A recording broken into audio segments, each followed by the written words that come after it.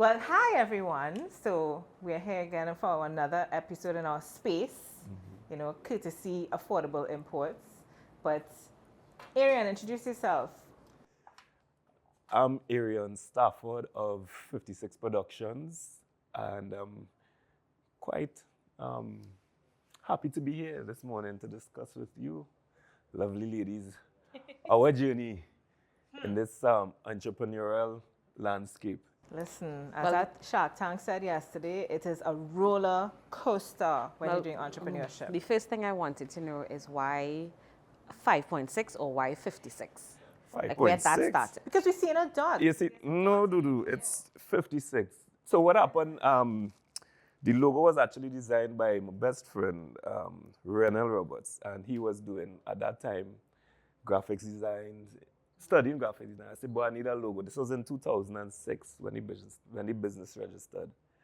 So I said, I need a logo, cheap to free, or free to cheap. Oh God, that sounds so familiar. That sounds very familiar. And it stood, and it's supposed to be a person here. The dot is like a head, and it waving a flag, right? And it in motion, so you had to look a little deeper too. It's not just five. It's not just five and a five six. and a six. Got it. Wow. So is it that because of printing, it got lost in translation?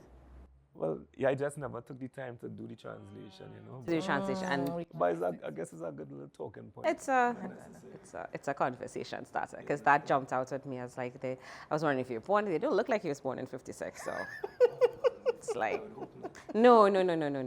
So it was interested. So tell us what your studio does. Like you're saying productions, but what does that mean? Is it that you do film? Is it that you do recordings? What is it you do? Right. Well, 56 Productions, we initially started off as Music 56 Productions. And the intention really was when I traveled to the UK in 2004, spent a couple years there.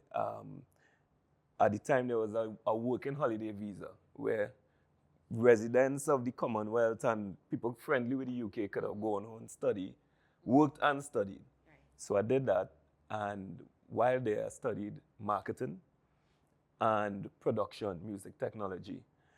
And the intention was to come back to Trinidad and do music, take over Trinidad by storm.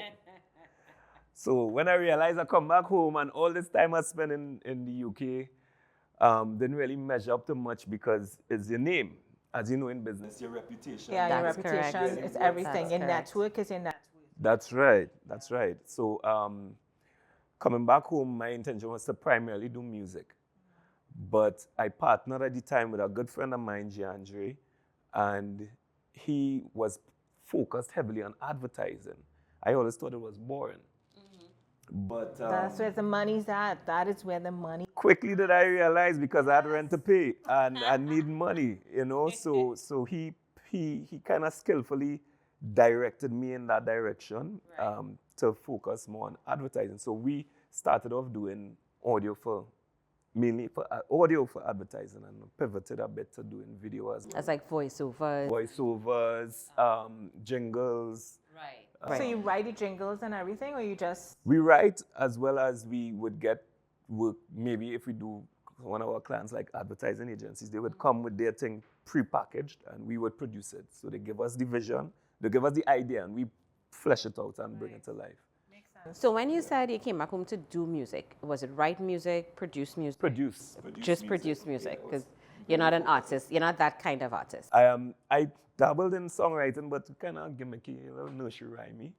So I don't consider myself a music. That's jingle like. That's jingle That's like. packages as a So jingle. kinda- So my weakness kind of played into being a strength. Yeah. So it's I like love you- the honesty, but because like you did because I like to call it's a personal stock taking. So you went inside, you said, okay, this is not working. How do I pivot? Yeah. Exactly. And you went, this is what I can do. You wrote down your pros, you wrote down what is your weakness, what you probably would work on later on, or bring on somebody else to help with, because you and your lovely wife.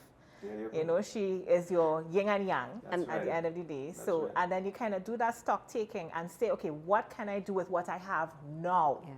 And create a business from that. Whereas some of us are aspirational. We're trying to say, well, I need to save up and it will come and it will come. But we all know if we don't do it now, Yeah, it It might not happen. And what I like to tell persons, and I love the fact that you said you took the fact that you're not going to be a soca artist or you're not going to write for Marshall. Right.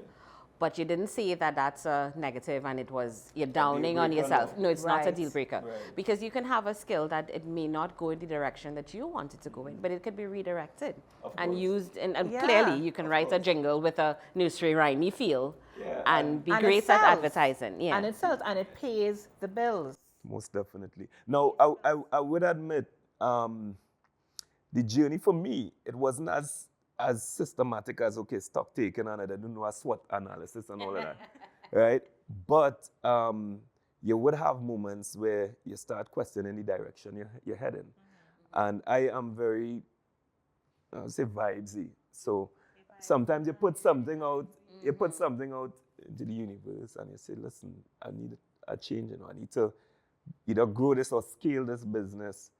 And you may not have the exact know-how at that point in time, but for me, at least, it always comes, and then it's a matter of then structuring it. And I like what you said, vibes, and this is not anything that's taught in a book. It's not tangible. No, it's nothing, but it's literally the feeling that you get when you do it. And some of us, we alone have the feeling, nobody else see it. Right. But 8 out of 10 times, sometimes you have that genuine feeling, and it guides you. And it guides you correctly. And if you are determined and focused on what you're doing, and you're not doing this because it's a fad or that's what's trending at the time. I'm doing this. That feeling is important. Yeah. You have to go with your gut. And that's essentially what drives, I guess, most entrepreneurs. Correct. Yeah. You had to go have a gut feeling that this could work. Even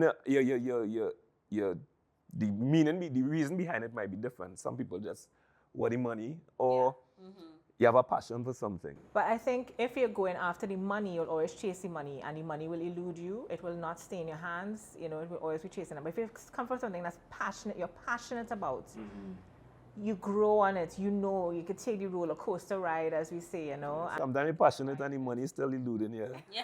So we know. You have to balance. You have to balance. It's a healthy balance. Because obviously, it can't be one or the other. It has to be the and two. especially as an entrepreneur, there are some clients that I can get more. And that, to me, that's the beauty of running your own shop. Right. Like, there are some things that I know, okay, and it's not that you're giving shoddy service or you're giving them subpar, but I could scale what I'm offering you. So some places I might get more money, some places I might get less money. Right. But it allows you the flexibility. And then sometimes you settle down and realize, okay, I can just be flat rates across. And I know in the initial stages, because starting up anything, you need, what they say, you need the money. The passion does not go to the bank. It does not put gas in the car. I would say this. When the business started in 2006, we initially were in St. James, and the rent, I could say, of the top was $12,000 a month, right? Which even now is still pretty all right. Yeah. Now, my partner at the time, Gianja, and I, we split the rent, right? So that partnership helped. It helped a lot, right?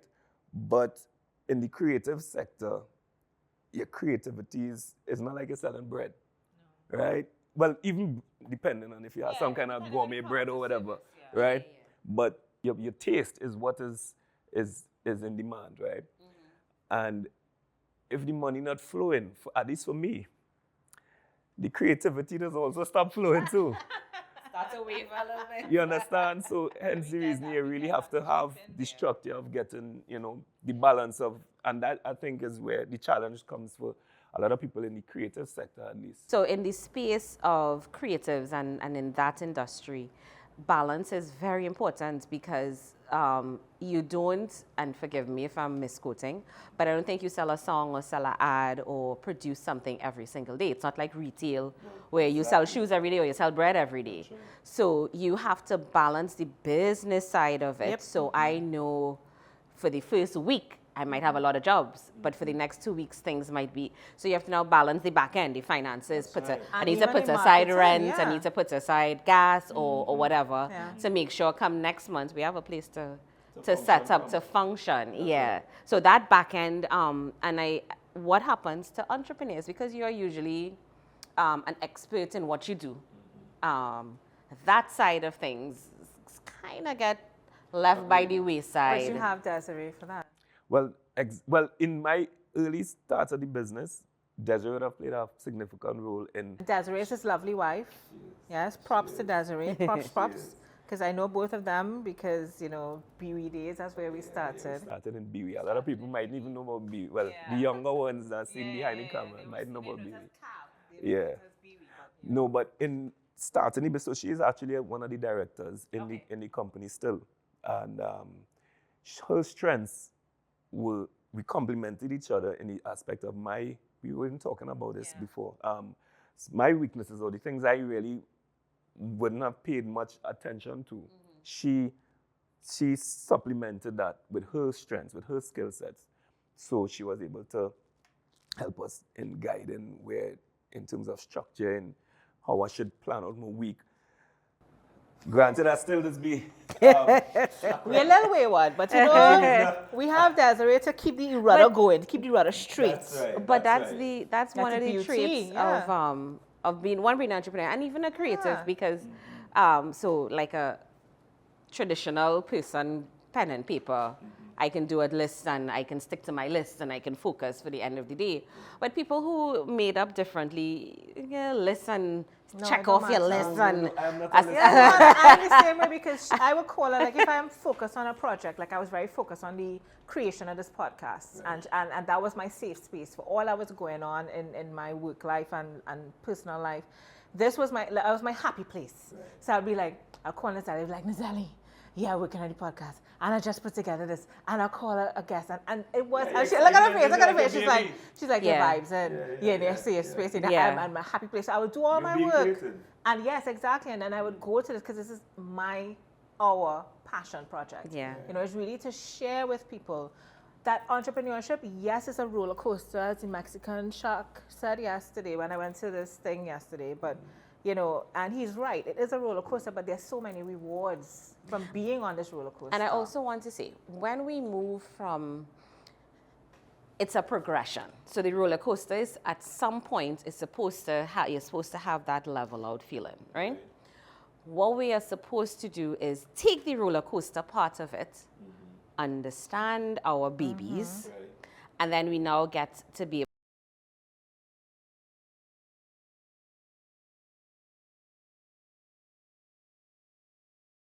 stability. Yeah. So the up and down not as drastic. Correct. No, not anymore. As we grow. Because the beauty of entrepreneurship, I tell persons, and I don't know if that's a bad thing, but I think it's a good thing. I can work until I'm 70, 75, 80. Yes. I can work. But the pace that I'm working at now, at 80, I don't want to work at that pace. I want to work. I want to be involved, and just because it's a passion, what you do. It's not a job where I finish at 60 and I'm happy to go. No, this is what I want to do. So I want to do it in my 80s. I don't want to do it at this pace, or I don't want to have to go through the roller coaster. No, at 80, you would have either franchised the business. Right? Or you would have set up your business properly. The processes and the actual structure, systems in place. So you can just sit and write jingles. And then, and then we're also, we're going to put things in place so when we reach that retirement age, when health issues come up, that we're not reliant on the public system or anything like that. We have things in place so that we can pay forward, because healthcare as we get older is expensive. Yeah. And we have to put things in place. Healthcare now expensive. So.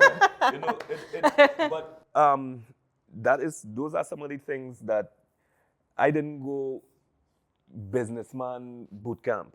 No. Yeah. Right. So a lot of this I mean, now there are more businessman boot camps, as you put it. Agreed. Yeah. But when we started, no.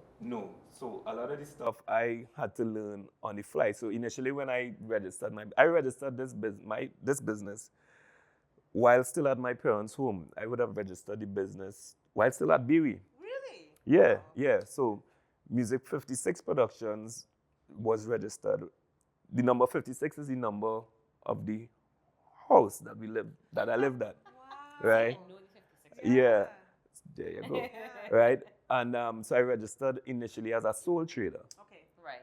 Right? And then what happened was, as time coming back home in 2006 and wanting to elevate, right?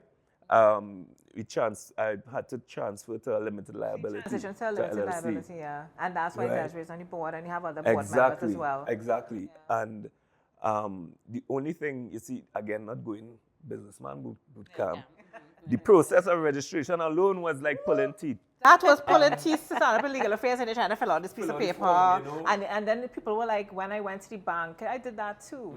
And that's why I share how I share now, because I want people to learn, you know, from our, not mistakes, but our little bumps in the road. They're like, oh my God, you filled it out with pen and paper. You're supposed to do this. You're supposed to type this out. And I was like, oh, well, you know, at that time I didn't know. No, Pen and paper. No, you have to have it typed out. She could tell. So now this is where I'm going to make my plug. You know, call us. There are Yeah, people call that Cassie. do. There are This is people why I that partner do with this. Cassie now. So she do books this for you me, now. So and she does my payroll. It just takes away Yeah. from. Our company was started specifically to Yes. allow entrepreneurs to be the entrepreneur you want to be. So I can be fabulous. Exactly. You can do And your do my jingles, things. I set do up my your booth, marketing and but everything. you understand, in order to do that, I need something a in the system. background must Yeah. happen. That's right. You must register. You must pay.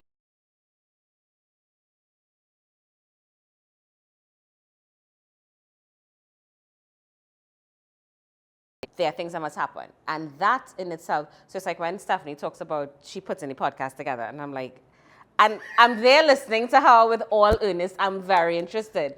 But part of my brain completely shuts off because all of this is, oh my God, what is this? So she gets Only to come- because it does not resonate imagine that. with I my do- skill set. That's the Yeah. only reason. And I do all the back end Same stuff. thing with you. And Nazali gets to come here, be pretty. It's not. So we provide that back It end does not support that resonate with you. businesses need. But you all complement each other, just as Desiree did in our starting the Not going. Those back end things are not going to resonate with you No, as an at entrepreneur first. at first. Yeah, Up unless you have guidance or mentor. or up until you get hit with some penalties, and then you realize, okay, You let need me, to get yeah, it- let me. Or you're watching amnesty now, and Like, you had to say, shut yo, up. This Yeah. 6 years of taxes. Yeah, well, let me go the amnesty quick and. Hannah, you know, those and get amnesties And then you saved us. And then you start to realize, and all of a sudden dates start to make sense. Oh, end of March. Oh, that's a quarter.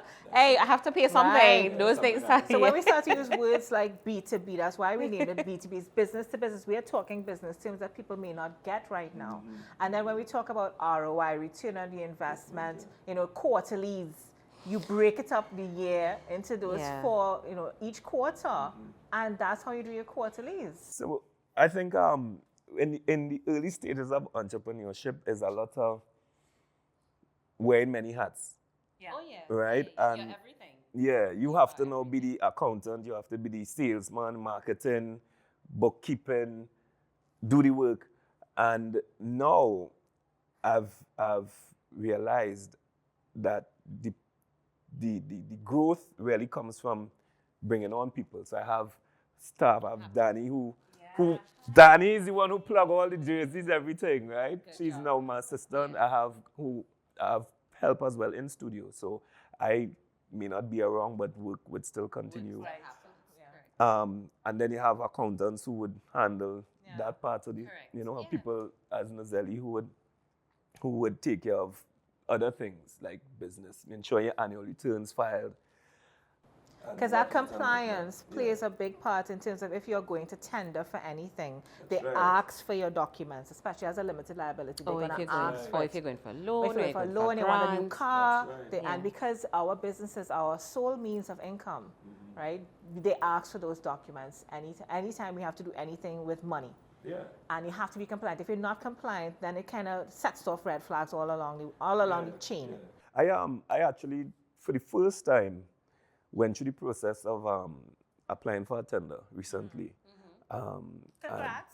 Thank you very much. Thank you very much. And Just putting together the tender package could be a oh my goodness, I mean, I must admit I had human help from my lovely assistant Danny, who's behind there blushing. You need that. No, but and my wife Desiree came through clutch because the same typing thing.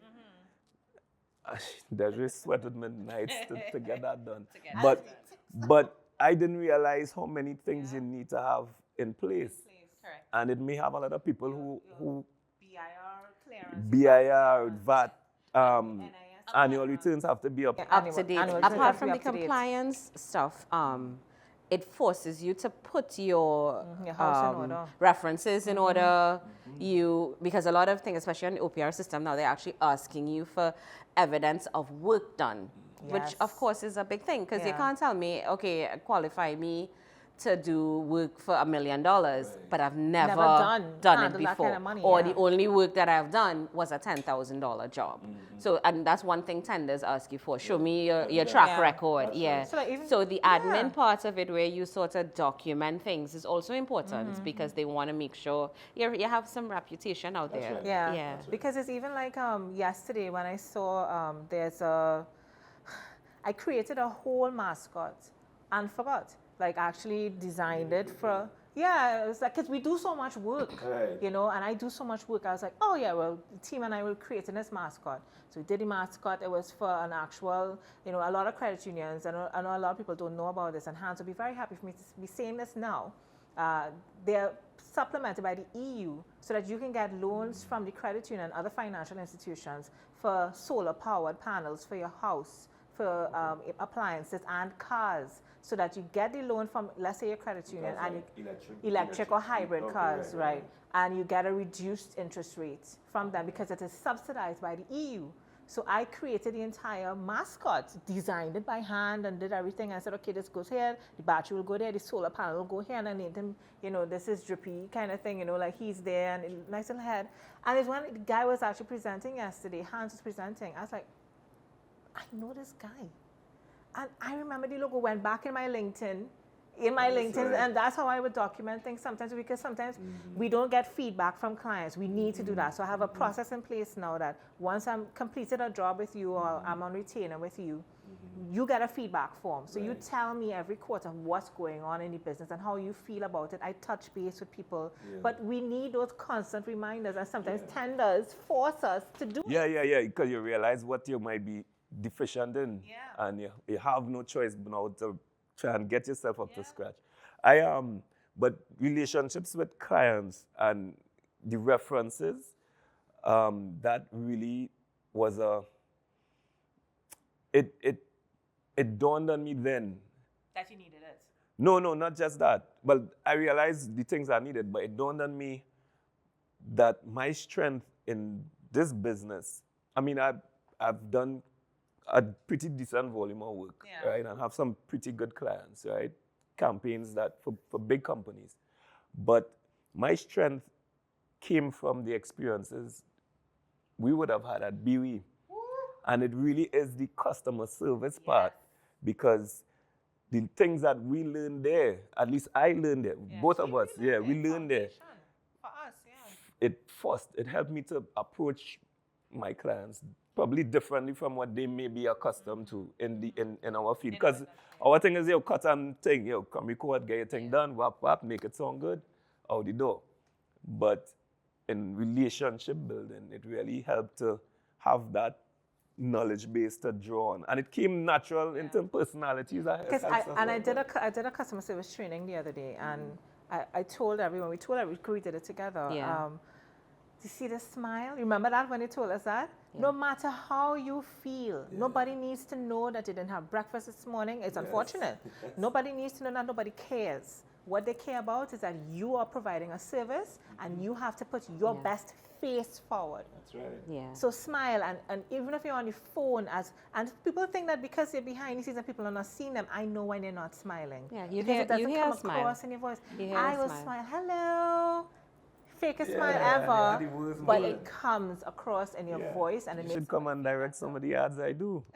Because honestly, when we do in our world in advertising, I would say exactly that, like for voiceovers, right? Because you can't, if it's camera, you're seeing it, right? Yeah. But you hear for your voice, smile. you hear a smile. Yeah. You know, You hear it worse. and honestly, you come through the door. Personally, I don't care what morning you had. My mission is at that point to get what we need to get for this Get this client. clip done, Yeah. get it together. Get it together. Get it So recorded. we're looking for approvals, and our thing is approvals, right? So we get this done, right? Well, I guess Fake it if you have to. fake it if you have Fake to. it. No, fake it till you make it. Yes, but I more like the expression of, you know, earn it till you work for it till you earn it. So you have all the qualifications, you do everything as well. But in the moment, yes, fake it. If you're not happy, fake your emotions at the end of the day, because sometimes it's about closing that deal. And then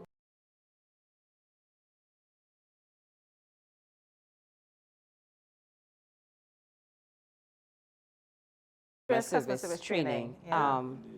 It teaches you in the moment. It's how you close the sale, whatever the sale is. If it's recording, physical sale, whatever, you close that sale based on how you make the person feel. That's because they're buying an experience. That's it. And that's the differentiator That's between it. all of our businesses, is how we make our the person clients feel. and customers feel. Great studio, whatever. If when we walked in here, the feeling did not hit us, that vibe, that unwritten vibe, we would not have been here. Before we started, we came to check out the studio, you know, and we vibed. It was an instant it's connection. How you make, it's how you make people feel. And that can be translated. Hats off to the guys here. They're really good. Literally, even when you're doing something as boring as a house, if your customer does not, you can't relate to them, because they are aware they do not know what you are doing. The P&L and the balance sheet is not a thing. But I can't go into that conversation making you feel, well, you know, you don't know what a P&L is, or you don't understand depreciation. The minute that starts happening, you don't want to do work with me. So that feeling is important. It's very unwritten, it's very intangible, but it drives a lot and that's the of your differentiator, business. because, you know, even the shark from Mexico was talking about that. He was saying what really makes a difference is how you make your customers feel and what you're providing. So we could be a laundromat. He used the example of a laundromat. And if the same, be providing a washing machine, you're coming for an hour and a half and you're there. But when you start providing empathy, you start asking your customers, what would make this experience better? And you listen to them. That's when you actually start to differentiate your brand from everybody else. The thing is, I know at this stage, because it's almost 20 years. Wow. Registered in 2006.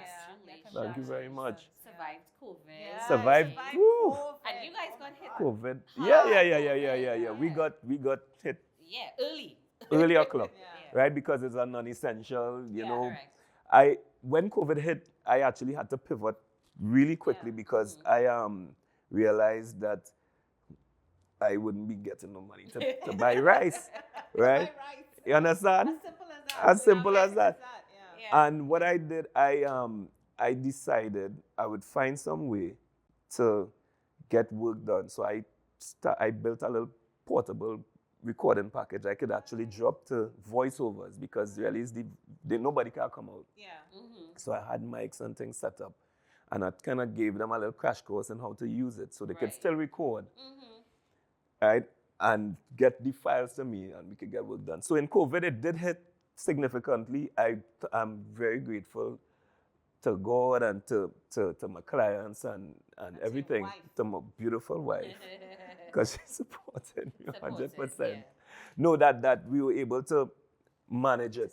Manage it. That's what it needed, management, significant management. So as we're wrapping up, I really want to ask you, what's the project that broke you? Project that financially, as Matthew said just now, financially and emotionally, what was the project? You know what? I every day, every job, I actually find joy in it. Right? I do, and that is because how I see things. I'll give you a quick story. When we work in Beery, right, and we want phones, right. Sometimes you get like 1 million calls a day, and in the early stages of that, I found I was just getting these hard calls every time, right? Because we went through September 11th. We did. That was a whole thing by itself. And I went to the then supervisor, a guy named Daryl Tardier. And I said, Daryl, I have a next problem. So I probably went up to him about 3 times in about an hour, right? So after the 3rd time, it's like, he pulled my square and said, Arion, you are attracting these calls to yourself. And I stopped, right? And I was like, wait now. But this man like you, right? And it was my tenseness and nerve and energy behind it, right? So I went back and I said, you know what? I'm taking these calls with joy. And I He was start. the most joyous person I knew on the floor. Well, girl, some of them calls used to wine on me though. yeah. Right? They used to wine on you. Yeah, they used to. But no, but it really was how I started seeing it. Yeah, The correct. challenges. Yeah. the So you received to me. changed your mindset Towards it. towards that, and that's growth Right. mindset. So exactly. So now I have challenging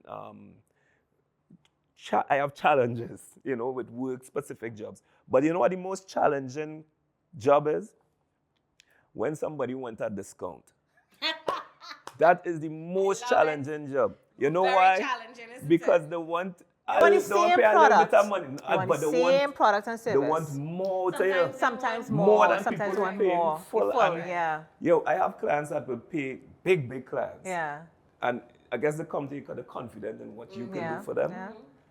And they would pay the full price. Yeah, because you get a lot of your work from referrals because you don't really advertise. I started doing the social media because my accountant said, Arion, like you realize business was place area, and you're doing all these ads and you don't advertise. So I started doing See the social importance media. of your accountant. Yeah. Because and he's not even taking it from a social media point of view. He's No, looking he at just numbers. sees Look at the advertising. He's looking at same numbers. numbers. Yeah.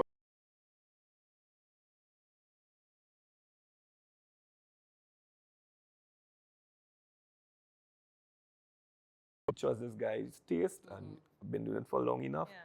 The ones who want discount, I is watching like, Yeah. you see, this discount will be a problem. All of us.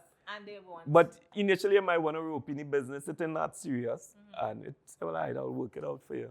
I might get a little introductory rate or whatever. And then they want this flesh off your back after that. Yep. Yeah. So don't get nobody no discount. So No what chance of I balance. would say, I would think your appetite for that sort of thing has changed. Of course. Because Yes. I 'Cause before suspect you would want the business. in the Of course. initial, Yeah. I want the business. Yeah. And even though it's a discount, it's still money coming still money into coming the in, account. but now we so see you'll take value. it. But as you begin to flex your muscles in the space and you yourself and not you, your organization now realize its worth. You know what? There's the price. Yeah. There's the price. It's the And price. if you can't pay, I can refer you to someone that exactly, maybe might would. be more in line with what Because you there are want. other you people, want. and There I are tell other I people. tell every Yeah. entrepreneur who is doing whatever, there's room for everybody. Yes. There's room for everybody. It's just how you because you are differentiate, not yeah. where you were when you started in No. 2004. So there's 2006. So there's somebody who is where you are now. That's right. And there's no shame. As a matter of fact, I think it's a great honor that I can say, you know what, I can't do your job, but you know what, I know this person. They And will your help you network out. is wide enough that you and know. you can And refer you them see- based on what you know about their And that's business. why you know? benchmarking is very important. I always tell clients this as well. You need to know who else are the players in your industry. Yeah. 100%. So that referrals are two-way street referrals will start happening. You refer a job to them and they will refer it to you because they know your capacity at the end of the day. I want to ask one thing. When did you go from that entrepreneur that did everything for yourself? Because, you're going through your hard bumps, Yes. paying that rent because you're just clocking the 6, Yeah, just yeah. making it. To now where you're at a point where I can hire an assistant, I could hire someone, I know the And rent we is know- going we to know be. Danny's Tell me there, where. we know Because Danny's there. I know you're not a big fancy. I want you to be, but I know you're not, Yeah. earning the $3 No, million no, not yet. yet. But No, but so for me, early o'clock, I actually do some lecturing as well, and so Oh, yes, that's true. I saw that. yeah, I do some lecturing as well, and some of the students I would have pulled to be like interns and all of that, right. and also that I kept give back your training. Oh, the right. next So, generation. I love it. oh, thank you, Stephanie. Anyway, so, but I started bringing staff on probably about, I would say, after the first 10 years. So I was kind of running the ship on my own. And well, obviously Desiree would have assisted with what needed to be. But as you said, y'all are one, y'all are entity, and y'all are also married, which we didn't really get to touch on in terms of that relationship. But yeah, But at least you had to bring on external people at that point. So you've grown. which leads to the point that we always make: entrepreneurial is not a sprint. You're It's not a trying to make, journey. because in that 10 years, Yes, it's a there was no roller 2 coaster. million But it's a clocking at the end of the year. Exactly. I actually found the turnaround came for me after the first 10 years. Okay. You know, so you really had to put your head down and You had to Focus. The first 3 years, you may not have seen you would have lasted 10 years, but you know, you're going persistently going after with the it. first 3 years, we almost closed down. I almost went back to Carl for a job after the first 3 years. Well, I would tell you this is a secret shame of, well, not shame, but I have this little thing that I do. I send out resumes all the time just to see what the market is like out there. Just to test, just to stroke my ego a little bit and see who will accept me and who won't. Because I saw a guy yesterday who he asked me, he wanted to hire me for a particular company. I'm not going to say who and what, but he asked me, I had to shut down my business. And they were paying me less than what I earned. So I was like, no. So he asked me yesterday, do I regret saying no to them and continuing with my business? I was like, not a day.